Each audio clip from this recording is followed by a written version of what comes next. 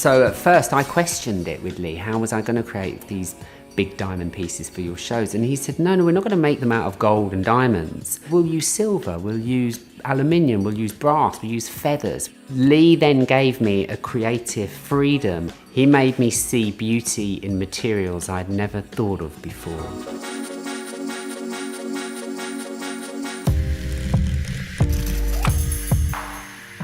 My journey began at the age of 15 years old. I trained classically as a fine goldsmith. From this wild little kid, I was being fed so much information that I absolutely fell in love with goldsmithing. By the age of 18, I was making diamond tiaras for aspreys. I was 22 when I finished my apprenticeship, and then that's when I met Alexander McQueen.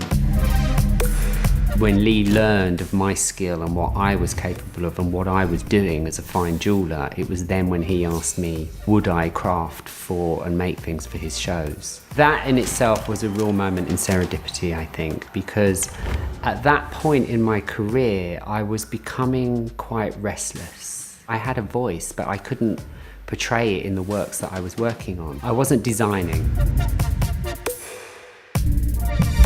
I was quite conditioned in the way that I thought that diamonds were set with white gold and platinum, emeralds were put in yellow gold. Lee then taught me to have an open mind, and I think once you have an open mind, whatever skill set you have or whatever person you are, you can apply that to anything and you can create your dreams, you can create beauty. The coil corset, it's a really great example of how me and Lee pushed the boundaries. With the Burmese net pieces, those tribes would decorate their necks, they would decorate their arms, they would decorate their legs, but they never decorated the whole torso.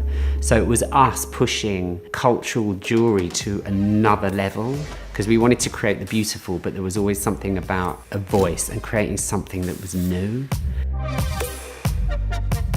The glove to me is a very, very important part of my story. It's a real symbol about what the house of Shaun Leane is. We are a fine jewellery house that is fearless and is there to push the boundaries. It's 1,000 grams of gold, it's 72 carats of diamonds. It took 4 years to make. It pushed the boundaries in design because nobody has ever designed a diamond 18 karat white gold glove before, and it bridged fashion and high-end fine jewellery. It was the last piece Lee had an input, and then Lee passed away. Whether I'm creating a tiara or I'm creating a corset or I'm creating a building, the finest details matter to me. This auction is the perfect platform for me and for those pieces to go on to the next chapter of their existence. I think wherever they end up will be the answers to those questions. Are they art? Are they fashion? Are they jewellery? It should be out there doing what it was initially created to do, and that was to inspire and to provoke.